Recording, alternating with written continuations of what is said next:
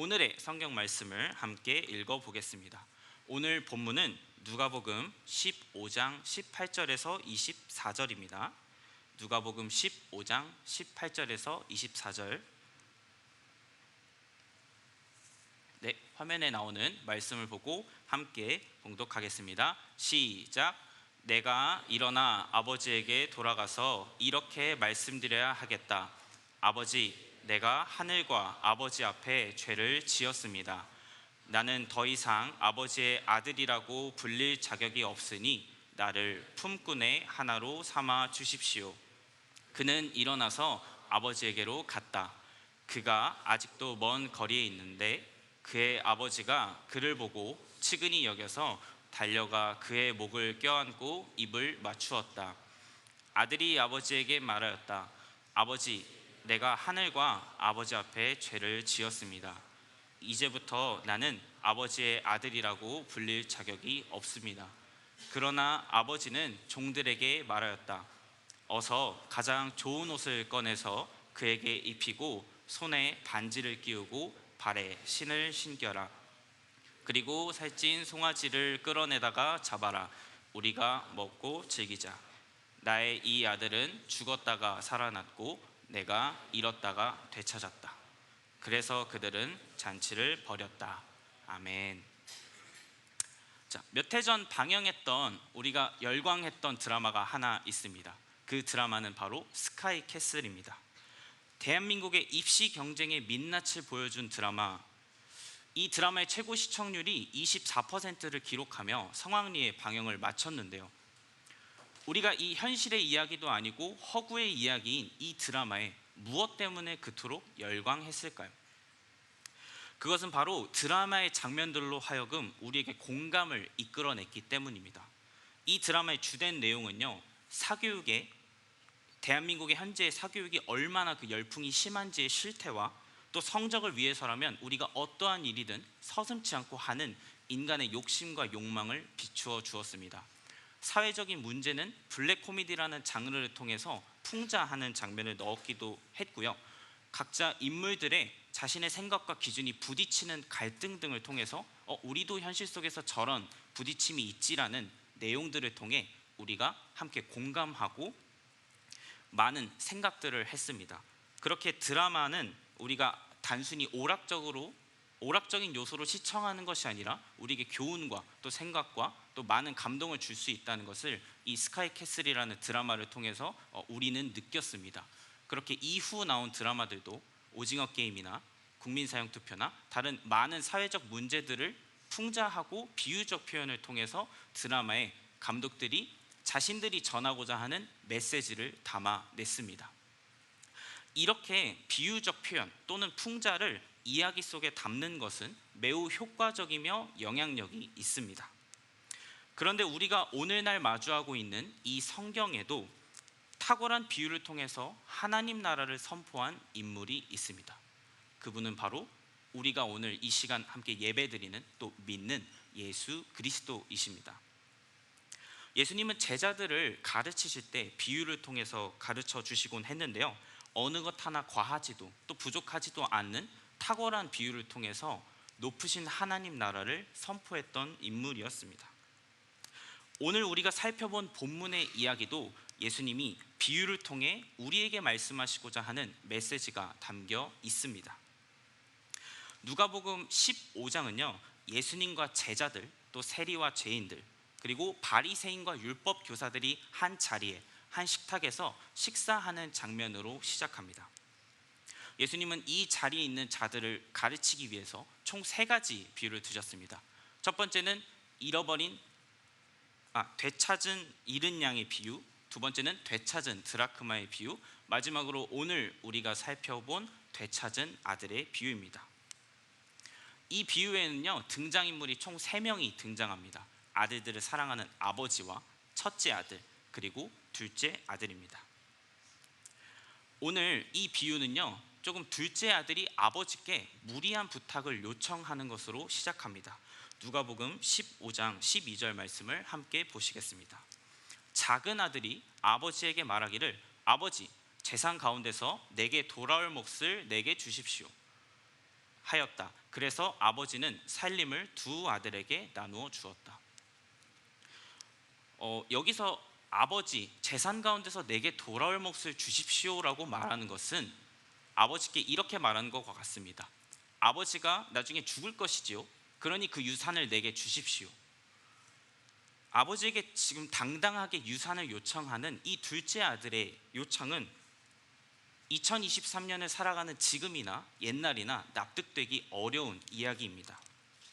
두 번째로 당시 유대인의 사회에서는요, 맏아들의 권리가 강했던 사회입니다. 우리가 신명기를 살펴보면 알 수 있듯이 맏아들은 다른 형제들보다 물려받을 재산이 2배나 많고 아버지의 축복을 받는 자이며 가문을 상속받고 가문을 계승하는 진정한 상속자입니다. 그런데 오늘 비유에 등장하는 둘째 아들이 이러한 요청을 하는 것은 사회적으로도 또 율법적으로도 맞지 않는 행동입니다. 그러나 그럼에도 불구하고 아들을 사랑하는 아버지는 둘째 아들과 첫째 아들에게 자신의 재산 전부를 나누어 줍니다.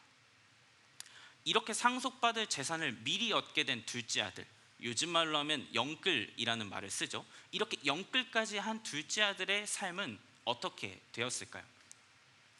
휘황찬란한 삶이 아닌 비참한 삶으로 전락하게 됩니다. 누가복음 15장 13절에서 14절 말씀입니다. 며칠 뒤에 작은 아들은 제 것을 다 챙겨서 먼 지방으로 가서 거기서 방탕하게 살면서 그 재산을 낭비하였다. 그가 모든 것을 탕진했을 때 그 지방에 크게 흉년이 들어서 그는 아주 궁핍하게 되었다. 부푼 마음을 가지고 먼 지방으로 떠난 이 둘째 아들, 그러나 방탕하게 살면서 자신의 모든 재산을 탕진합니다. 아버지께 무리한 부탁을 하면서 그 상속받을 재산을 미리 요구한 이 영끌까지 한 둘째 아들은 방탕한 삶을 통해서 이 모든 재산을 탕진하고 그 지방에 흉년이 들어서 자신의 재산을 복구하기도 어려운 실정에 놓이게 됩니다. 이후 둘째 아들은 어떤 한 사람의 집에 머물면서요, 돼지를 치는 노예의 일을 합니다. 그러면서 먹을 것이 없고 궁핍하고 고난해서 돼지가 먹는 사료라도 자기가 얻어먹고 싶었지만 그마저도 도움의 손길을 내미는 자들이 없었습니다. 그렇게 인생의 절망과 고통과 고난의 순간 가운데 둘째 아들은 깨닫습니다. 아버지의 집이 너무나도 편안하고 안락했던 것이구나. 먼 타지에서 모든 재산을 탕진하고 비참한 자신의 인생을 바라보던 둘째 아들은 염치를 불구하고 아버지에게로 돌아가기로 결심합니다. 그러면서 아버지를 만나면 어떤 말을 할지 대사까지 연습합니다. 아버지, 제가 잘못했습니다. 하늘과 아버지 앞에 죄를 지었습니다. 저는 이제 아들의 자격이 없으니 저를 품꾼의 하나로 사용하여 주시옵소서. 이렇게 속죄의 대사를 연습한 그가 집으로 돌아가는 길에 저 멀리서 그립고도 익숙한 한 명의 형체가 보이게 됩니다. 그분은 바로 아들을 사랑해서 자신의 모든 것을 내어주신 아버지였습니다. 멀리서 힘없이 터덜터덜 돌아오는 이 아들을 위해서 아버지는 이렇게 행동합니다. 누가복음 15장 20절 말씀, 우리 함께 봉독하겠습니다. 시작. 그는 일어나서 아버지에게로 갔다. 그가 아직도 먼 거리에 있는데 그의 아버지가 그를 보고 측은히 여겨서 달려가 그의 목을 껴안고 입을 맞추었다. 아들을 사랑했던, 또 늘 걱정하고 근심했던 아버지는요, 아들의 모습이 어떠하던지 간에, 이 내가 사랑하는 아들이 재산을 탕진했던 아니면 방탕한 생활을 했던 간에 돌아옴에 자신이 직접 달려가서 포옹과 입맞춤으로 반가움을 표현합니다. 물론 둘째 아들은 준비된 대사를 이야기합니다. 자신의 죄를 고백했고 아들 자격이 없다고 고백합니다. 그러나 아버지는 이런 말을 받아들이지 않고 가장 좋은 옷과 신발, 또 반지를 준비하며 돌아온 것을 기뻐하고 살찐 송아지를 잡아 잔치를 벌입니다. 예수님이 이 이야기를 통해서 제자들, 또 바리새인들, 세리들, 죄인들, 그리고 오늘 이 말씀을 듣는 우리에게 어떤 메시지를 선포하시는 것일까요?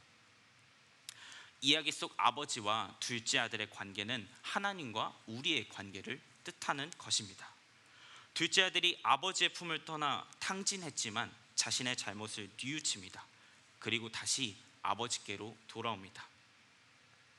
예수님은 이 비유를 통해서 이렇게 말씀하시는 겁니다. 우리의 모습이 어떠하든지 회개하고 하나님께로 돌아오면 하나님이 준비하시는 가장 거룩한 잔치에 너희들도 참여할 수 있다. 하나님이 우리를 사랑하는 방식은 이런 것입니다. 하나님의 사랑의 방식은요, 구약 시대부터 등장합니다. 아담과 하와가 에덴 동산에서 쫓겨날 때 자신이 사랑하는 아들과 딸들을 보내실 때 생명을 희생하셔서 가죽옷을 지어 입혀 주셨습니다. 이스라엘 백성들이 애굽을 나와 광야에서 하나님을 원망하고 하나님을 정말로 어떻게 저버리기를 원할지라도 하나님께서는 구름 기둥과 불 기둥으로 이들을 인도하셨으며 만나와 메추라기를 준비해 주신 사랑의 하나님이십니다. 이스라엘이라는 나라가 둘로 갈라지고 수많은 전쟁과 고통 속에서도요, 계속해서 하나님은 선지자를 보내주시며 이스라엘 백성들이 돌아오기를 위해서 계속 선지자를 세워주셨습니다.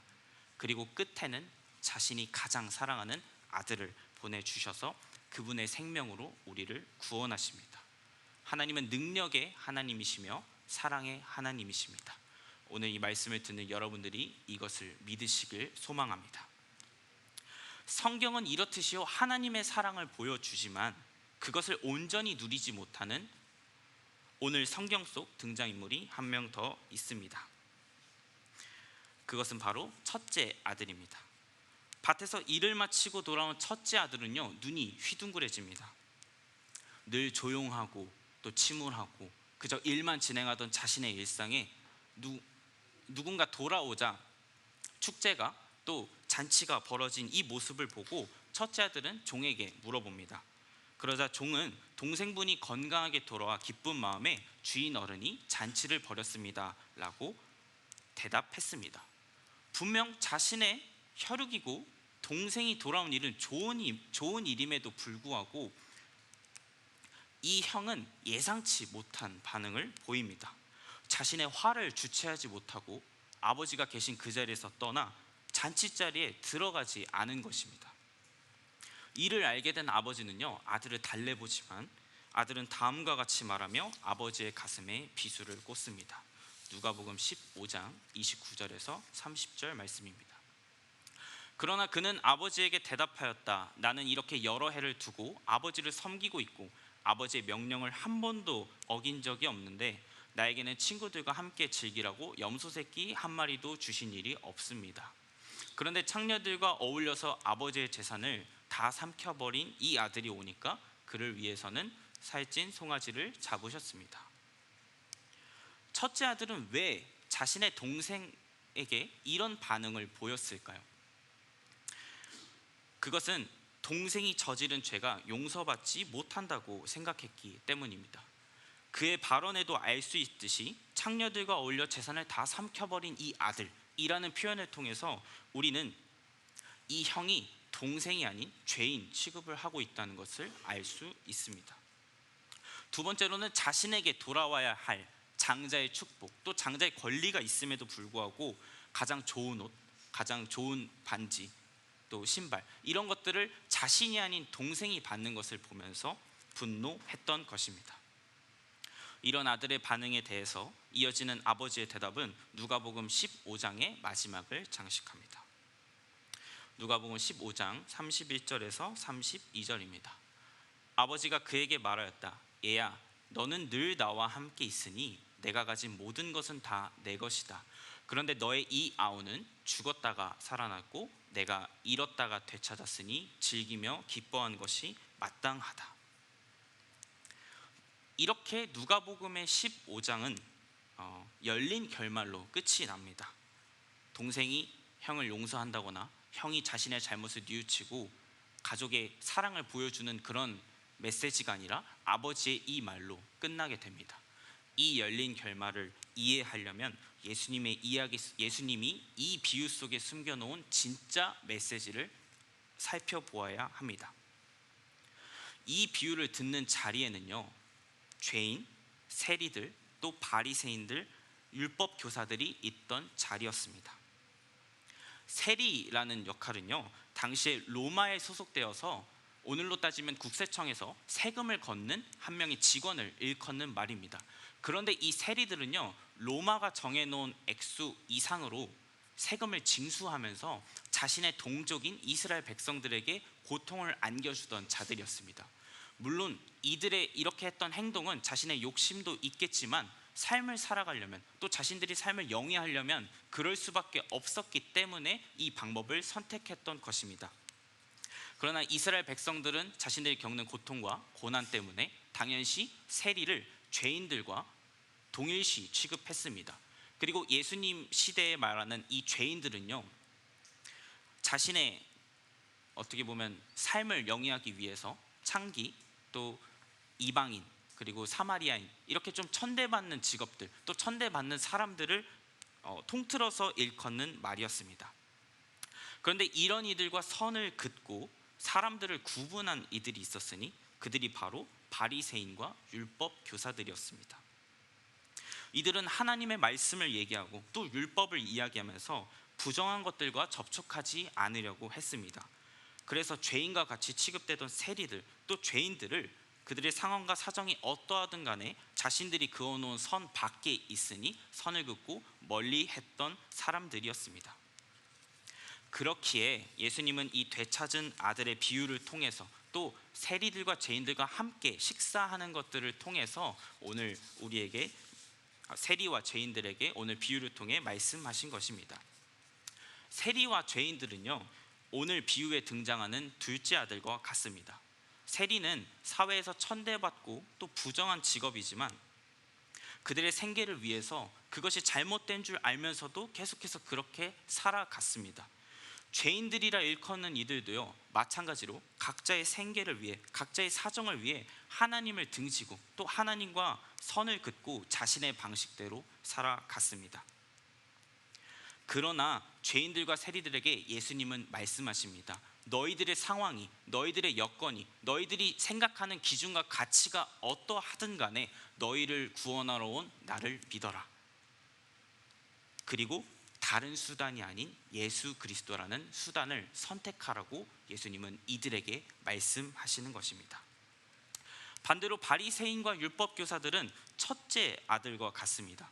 이들은 하나님을 섬기지만 그 과정에서 종교 지도자라는 명목하에 권력과 명예를 챙기면서 자신들의 만족과 유익을 챙기던 이들이었습니다.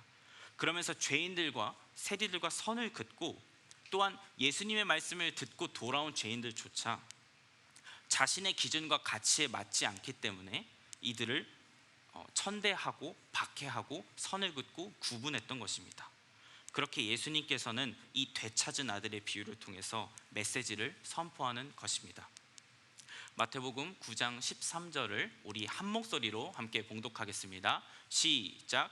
너희는 가서 내가 바라는 것은 자비요 희생 제물이 아니다 하신 말씀이 무슨 뜻인지 배워라. 나는 의인을 부르러 온 것이 아니라 죄인을 부르러 왔다. 아멘. 마태복음 9장 13절의 말씀처럼요, 예수님은 의인을 부르러 오신 것이 아니라 우리 같은 죄인을 부르러 오신 분이십니다. 오늘 말씀을 기억하면서요, 우리의 삶을 한번 되돌아 봤으면 좋겠습니다.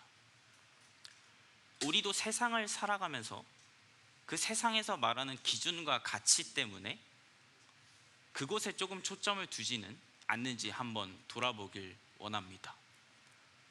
내가 생각하는 이 기준과 가치 때문에 하나님과 나의 관계에 선을 긋지는 않는지 한번 돌아보길 원합니다. 내가 속한 학교나 직장, 혹은 누군가와 선을 긋고, 때로는 우리의 소중한 사람에게조차 선을 긋고 상처를 주진 않는지 한번 돌아보길 원합니다.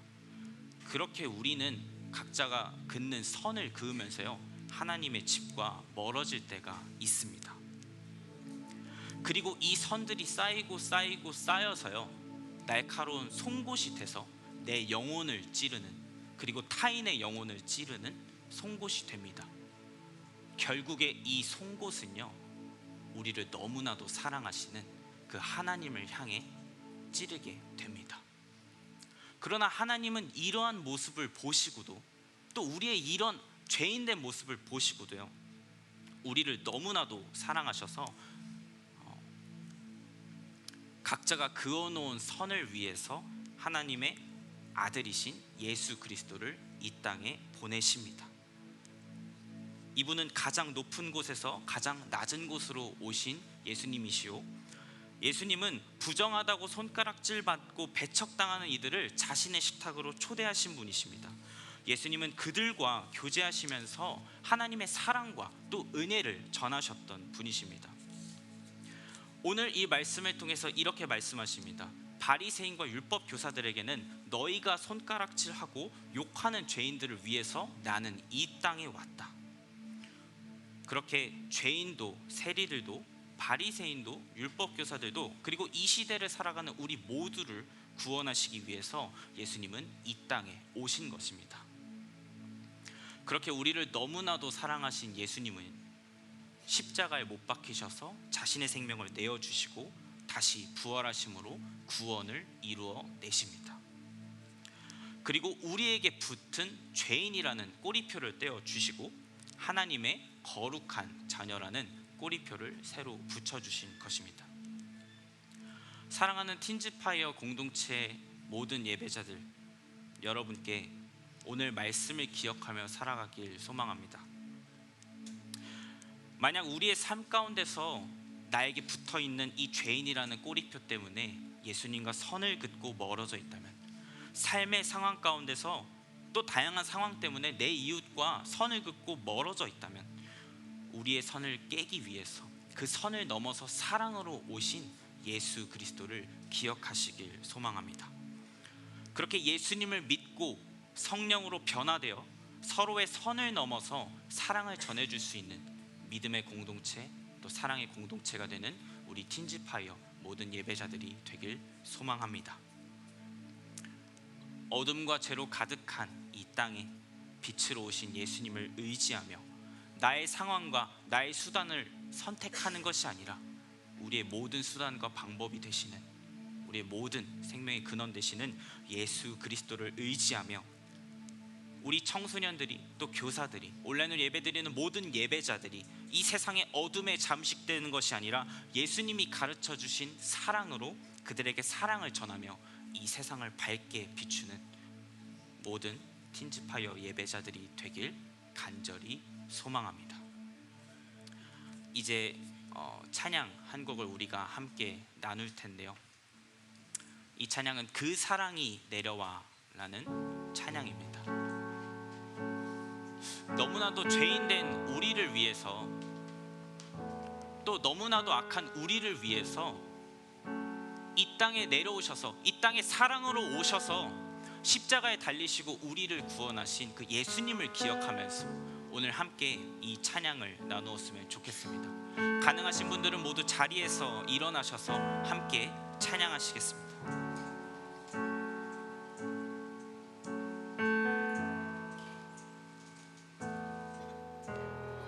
중에 줌성 들을 수 없다 해도 참된 진리 되신 주 나는 붙드네. 폭풍이 몰려와도 험한 길을 간대도 믿음의 두 손 들고 주 신뢰해. 내게 행하신 그 놀라운 일, 생명 주신 주를 기억하네. 그 사랑이 내려와 날 자유케 하셨네. 영원히 나는 주님의 것, 산과 골짜기에서 내 영혼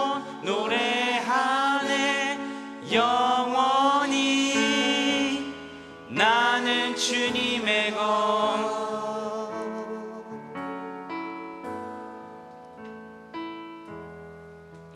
고난 중에 주음성 들을 수 없다 해도 참된 진리 되신 주 나는 붙드네.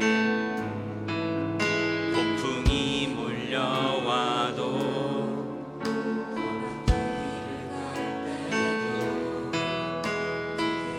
두 손 들고 주실래. 우리 2절 가사로 함께 찬양하시겠습니다. 주의 약속이 이루어져 소망이 넘칠 때도 은혜로운 주 손길 나 느낄 때도 주를 향한 갈망과 겸손한 마음으로 믿음의 두 손 들고 주 신뢰해. 내게 행하신 그 놀라운 일, 내게 행하신 그 놀라운 일, 생명 주신 주를 기억하네.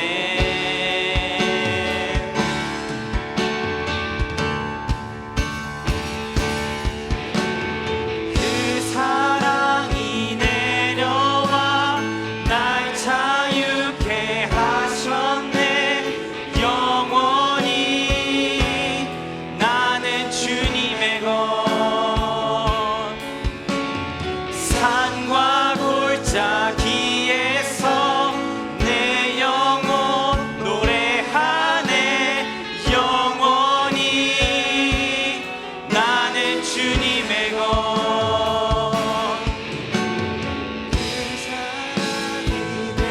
내려와 날 자유케 하셨네. 영원히 나는 주님의 것.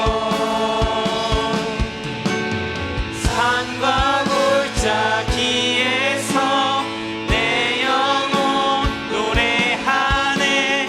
영원히 나는 주님의 것. 우리 목소리로 마지막으로 한 번 더 찬양하겠습니다. 그 사랑이 내려와 날 자유케 하셨네. 영원히 나는 주님의 것. 산과 골짜기에서 내 영혼 노래하네. 영원히 나는 주님의 것. 오늘 이 시간 말씀을 우리 기억하면서요, 오늘은 통성으로 기도하는 것이 아니라 조용하게 자신의 삶을 돌아보면서 또 우리를 위해서 십자가에 달리신 그 예수 그리스도의 사랑을 묵상하면서 함께 기도했으면 좋겠습니다. 오늘 우리가 나눴던 모든 찬양들, 또 우리가 들었던 모든 말씀들, 또 우리가 설교 후에 함께 나눴던 그 모든 찬양들이 단지 입술로만 내뱉은 그런 말이 아니라 하나님께 올려드리는 진정한 여러분들의 고백이 되었을 줄 믿습니다. 오늘 말씀을 기억하면서 함께 묵상하시겠습니다.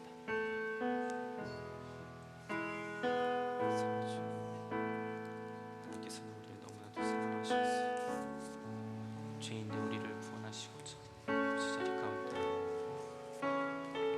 십자가에서 이루셨습니다. 하나님께서 모든 것을 하시고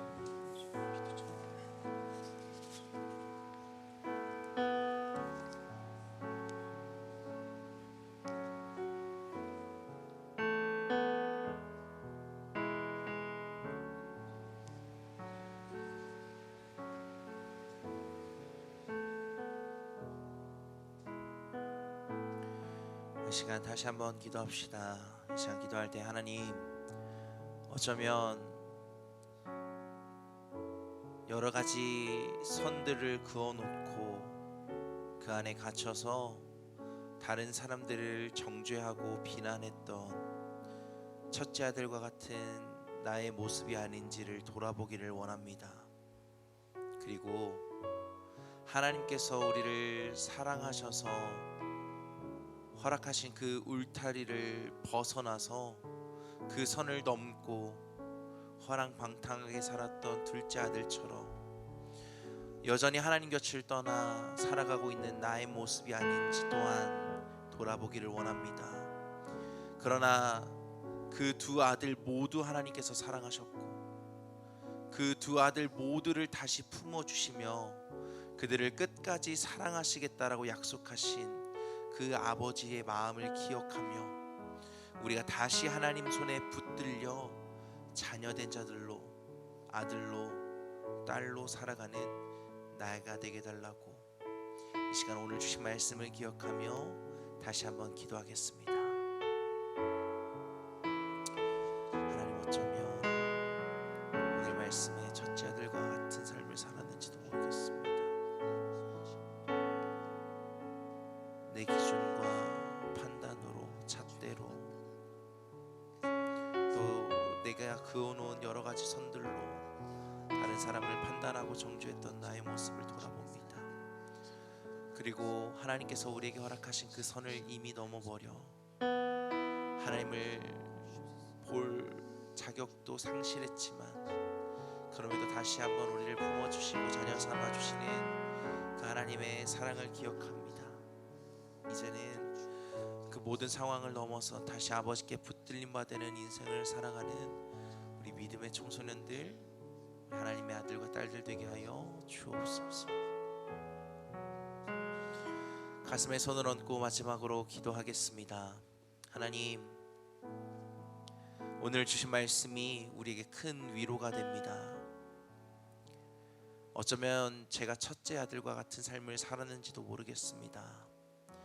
다른 사람을 판단하고 정죄하고 비난하고 다른 사람과 선을 그어놓고 남이라고 생각했던 우리의 마음속에 미움과 질투와 시기가 가득했던 우리의 모습을 돌아봅니다. 그리고 어쩌면 우리는 또 둘째 아들과 같았는지도 모르겠습니다. 하나님의 품을 떠나 내 뜻과 내 생각과 내가 원하는 대로 살았던 그런 우리의 모습들을 돌아봅니다. 그러나 첫째 아들, 둘째 아들, 그 두 아들 모두 아버지께는 사랑받는 자녀였던 것처럼 그런 우리를 다시 품어주시고 사랑한다고 말씀하시는 그 하나님께 돌아가 이제는 아들로서, 딸로서, 자녀로서 그 아버지의 품 안에서 모든 것을 누리는 자녀들처럼 하나님 품 안에서 은혜를 누리고 축복을 누리는 우리 모든 청소년들, 교사들이 되게 하여 주옵소서. 그래서 이제는 더 이상 세상의 것을 바라보지 않게 하시고 세상의 가치를 쫓지 않게 하시며 아버지의 품속에서 아버지의 사랑을 마음껏 누리는 우리 모두가 되게 하여 주시옵소서. 이 시간 하나님 앞에 우리의 마음과 정성을 봉헌합니다. 하나님께서 허락하신 이 물질이 주님께서 주신 것임을 기억하며 다시 하나님 앞에 드리오니 하나님, 이 예물을 통해 하나님의 사랑을 드러내시고 하나님의 나라가 전해지는 일에 귀하게 쓰임받게 하여 주옵소서. 이제 하나님께서 사랑하시는 하나님의 자녀들을 다시 삶의 자리로 파송합니다. 이들이 밟는 모든 걸음과 모든 땅에 하나님의 사랑이 전해지게 하시고 하나님의 놀라운 역사가 일어나게 하시며 어둡고 힘든 이 땅에 빛과 소금의 역할을 감당하는 믿음의 청소년 청년들이 되게 하여 주옵소서.